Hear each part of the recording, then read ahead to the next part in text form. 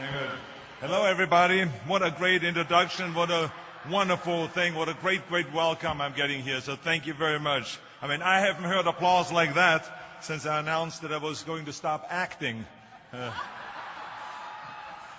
But anyway, it's really terrific to see here so many graduate students and undergraduate students and graduating here today. I heard that there are 4,500 graduating here today in the undergraduate students. So this is fantastic. There's 2,200 men, 2,300 women, and five are listed yourselves as undecided. So this is really a great bunch of people here. I love it.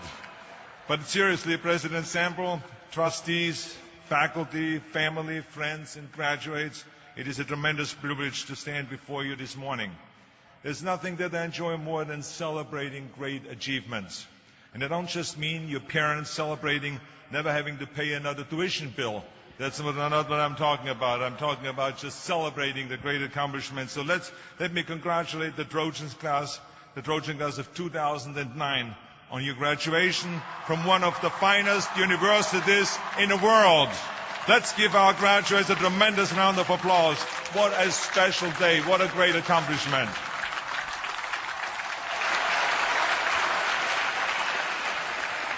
Now, this is an equally special day, of course, for the parents, for the grandparents, siblings, and other family members whose support made all of this today possible. And let's not forget, of course, the professors, those dedicated individuals who taught you, who came up with exciting ways to share your vast wisdom, knowledge, and experience with you. And I must also say thank you to President Sample for honoring me with this fantastic degree. Thank you very much. Wow.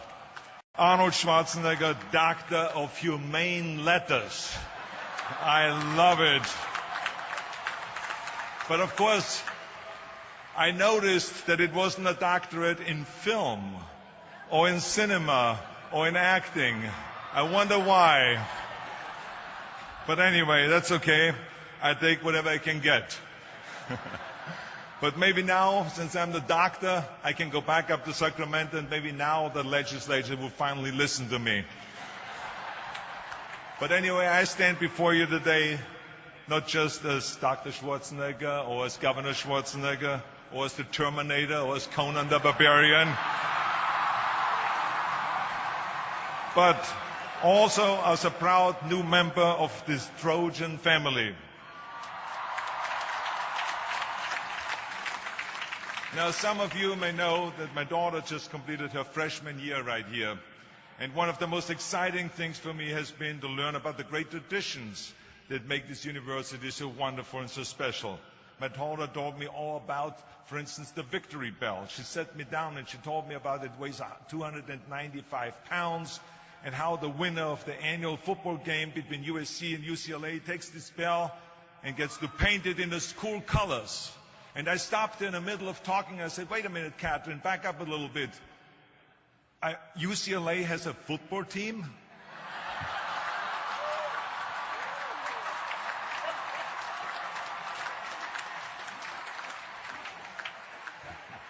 Now, of course, my daughter's journey here at USC is just beginning, and yours is ending. And I know that you're a little bit stressed out right now as you start this exciting new chapter in your lives. Some people say it is scary to leave the comfort of the university and to go out into the cold, hard world. But I have to tell you something, I think this is a bunch of nonsense. Because after all, this is America. This is the greatest country on earth with the greatest opportunities. I mean, it is one thing if you were born in Afghanistan or in Swat Valley in Pakistan, where you were forced to join the Taliban or be killed. Now then I would say, yes, that is a little bit scary. But this is going to be a piece of cake for you. Trust me, you live in America and you're prepared for the future with this tremendous education you've gotten here at one of the greatest universities in the world. This is going to be exciting, it's a great adventure, and this is a new phase in your life. This is going to be awesome.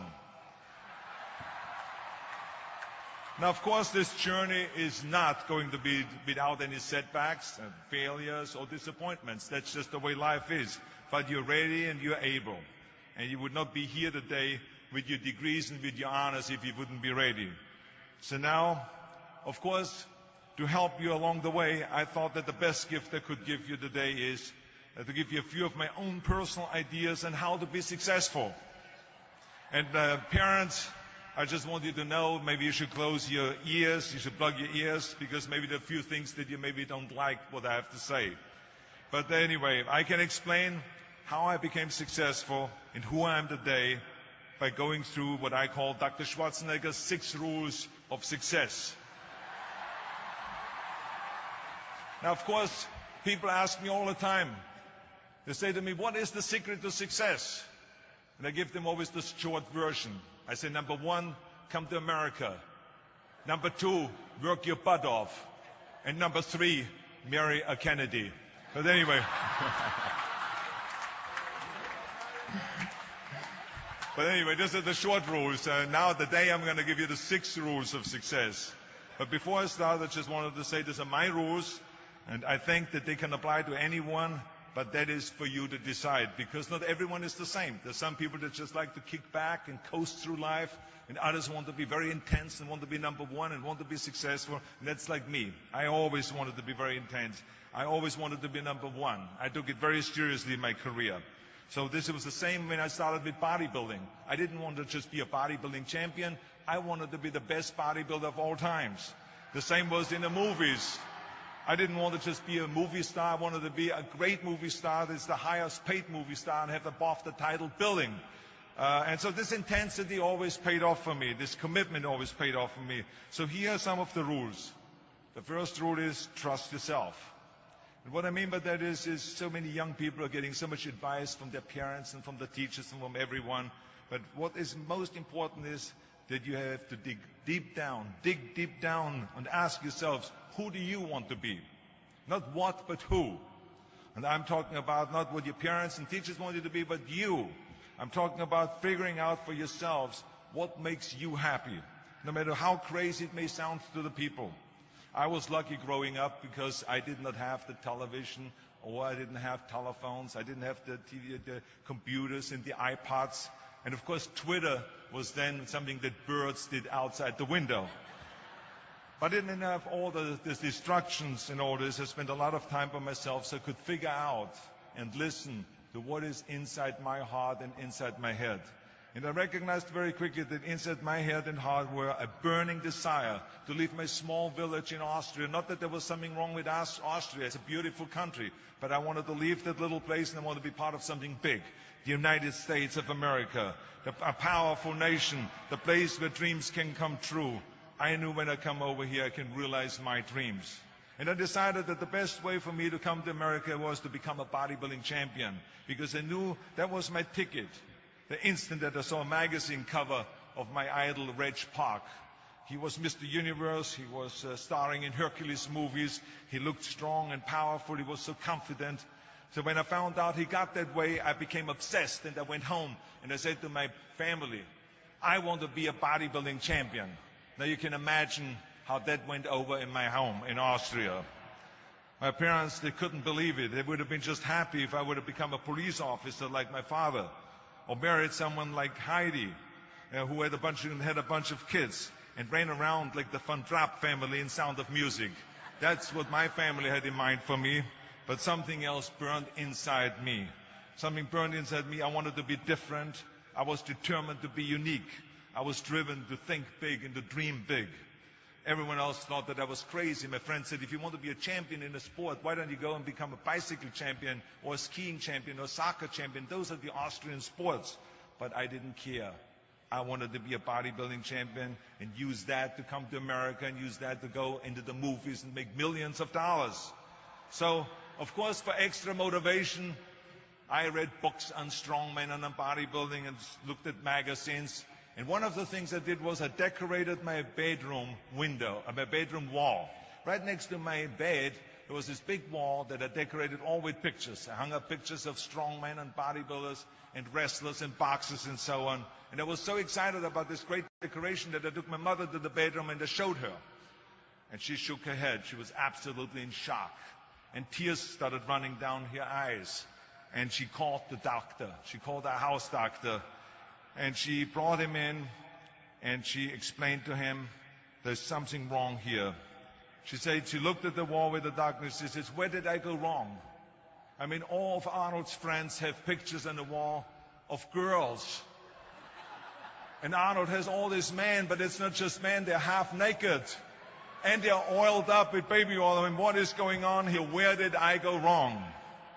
So you can imagine the doctor shook his head and he said, there's nothing wrong. At this age, you have idols, and you go and have those. This is just quite normal. So this is rule number one. I wanted to become a champion. I was on a mission. So rule number one is, of course, trust yourself no matter how and what anyone else thinks. And of course, rule number two is break the rules. We have so many rules in life about everything. I say break the rules, not the law, but break the rules. My wife has a T-shirt. My wife has a T-shirt that says, well-behaved women rarely make history. Well, you know, I don't want to burst her bubble, but the same is true with men. It is impossible to be a maverick or a true original if you're too well-behaved and don't want to break the rules. You have to think outside the box. That's what I believe. After all, what is the point of being on this earth if all you want to do is be liked by everyone and avoid trouble? The only way that I ever got any place was by breaking some of the rules. After all, I remember that after I was finished with my bodybuilding career, I wanted to get into acting, and I wanted to be a star in films. You can imagine what the agents said when I went to meet all those agents. Everyone had the same line that it can't be done. The rules are different here. It says, look at your body. You have this huge, monstrous body, overly developed, that doesn't fit into the movies. You don't understand. This was 20 years ago, the Hercules movies. Now there's the little guys that are in. Dustin Hoffman, Woody Allen, Jack Nicholson, before he gained weight, of course, that is. But anyway, those are the guys that were in. And the agent also complained about my accent. He says, no one ever became a star with an accent like that, especially not with a German accent. And yes, I can imagine with your name, Arnold Schwarzenegger, or whatever the name is, on a billboard. Yeah, that's going to draw a lot of tickets and sell a lot of tickets. Yeah, right. So this is the kind of negative attitude they had, but I didn't listen to those rules, even though they were very nice. And they said, look, we can get you some bit parts. We can get you to be, playing a wrestler or a bouncer. Oh, maybe with your German accent, we can get you to be a Nazi officer in Hogan's Heroes or something like that. But, I didn't listen to all this. These were their rules, not my rules. I was convinced I could do it, that if I worked as hard as I did in bodybuilding, 5 hours a day, and I started getting to work, I started taking acting classes, took English classes, took speech classes, dialogue classes, accent removal classes I even took. I remember running around, a fine wine grows on a vine. You see, because Germans had difficulties with the F and the W and the V. So fine wine grows on a vine. I know what some of you now say is, I hope that Arnold got his money back. But let me tell you something. I had a good time doing those things, and it really helped me. And finally, I broke through. I broke through, and I started getting the first parts in TV, streets of San Francisco. Lucille Ball hired me. I made Pumping Iron, Stay Hungry. And then I got the big break in Conan the Barbarian. And there the director said, if we wouldn't have Schwarzenegger, we would have to build one. Now think about that. And then when I did Terminator, I'll be back. Became one of the most famous lines in a movie history, all because of my crazy accent. Now think about it. The things that the agent said will be totally a detriment and will be impossible for me to get a job, all of a sudden became an asset for me. All of those things, my accent, my body, and everything. So it just shows you never listen that you can't do something. And you have to work your way up, of course, run for something else first. I mean, it was the same when I ran for governor. The same lines that you have to work your way up, it can't be done. And then, of course, I ran for governor, and the rest, of course, is history. They said you have to start with a small job as mayor, and then as assemblyman, and then as lieutenant governor, and then as governor. And they said, that's the way it works in a political career. I said, I'm not interested in a political career. I want to be a public servant. I want to fix California's problems and bring people together and bring the parties together. So, like I said, I decided to run. I didn't pay attention to the rules, and I made it, and the rest is history. Which, of course, brings me to rule number 3. Don't be afraid to fail. Anything I've ever attempted, I was always willing to fail. In the movie business, I remember that you pick scripts. Many times you think this is a winning script, but then of course you find out later on when you do the movie that it didn't work, and the movie goes in the toilet. Now, we have seen my movies, Red Sonja, Hercules in New York, Last Action Heroes. Those movies went in the toilet. But that's okay, because at the same time I made movies like Terminator and Conan and True Lies and Predator and Twins that went through the roof. So you can't always win, but don't be afraid of making decisions. You can't be paralyzed by fear or failure, or you will never push yourself. You keep pushing because you believe in yourself and in your vision. And you know that it's the right thing to do, and success will come. So don't be afraid to fail. Which brings me to rule number 4, which is don't listen to the naysayers. I mean, how many times have you heard that you can't do this and you can't do that, and it has never been done before? Just imagine if Bill Gates had quit when people said it can't be done. I hear this all the time. As a matter of fact, I love it when someone says that no one has ever done this before, because then when I do it, that means that I'm the first one that has done it. So pay no attention to the people that say it can't be done. I remember my mother-in-law, Eunice Kennedy Shriver. When she started Special Olympics in 1968, people said that it would not work. The experts, the doctors that specialized in mental disabilities and mental retardation said it can't be done. You can't bring people out of the institution. You can't make them participate in sports, in jumping, in swimming, and in running. They will hurt themselves. They will hurt each other. They will drown in the pool. Well, let me tell you something. Now, 40 years later, Special Olympics is one of the greatest organizations in 164 countries, dedicated to people with mental disabilities and with intellectual challenge. And she did not take no for an answer. And the same is when you look at Barack Obama. I mean, imagine if he would have listened. If he would have listened to the naysayers, he would have never run for president.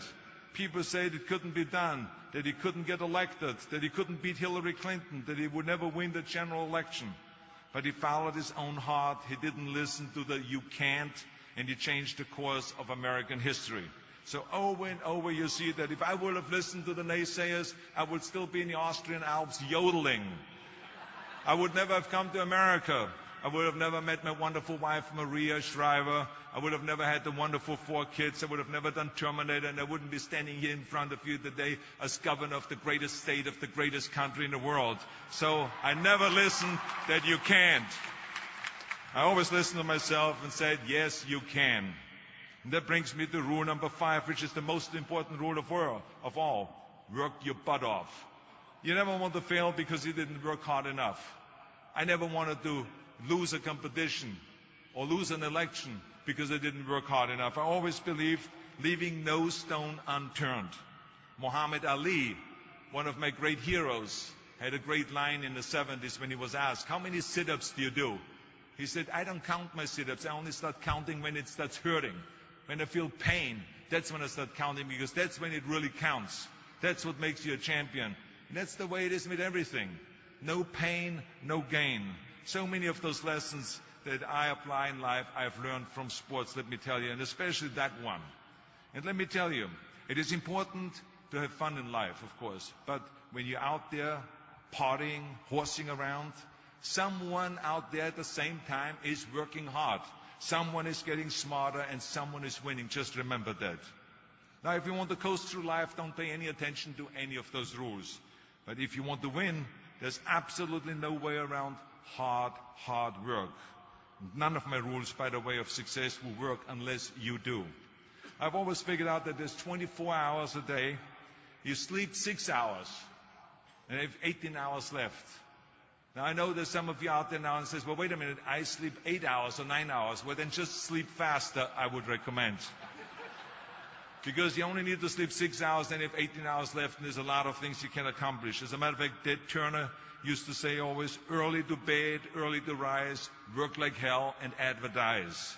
And of course, all you know, you know already those things, because otherwise you wouldn't be sitting here today.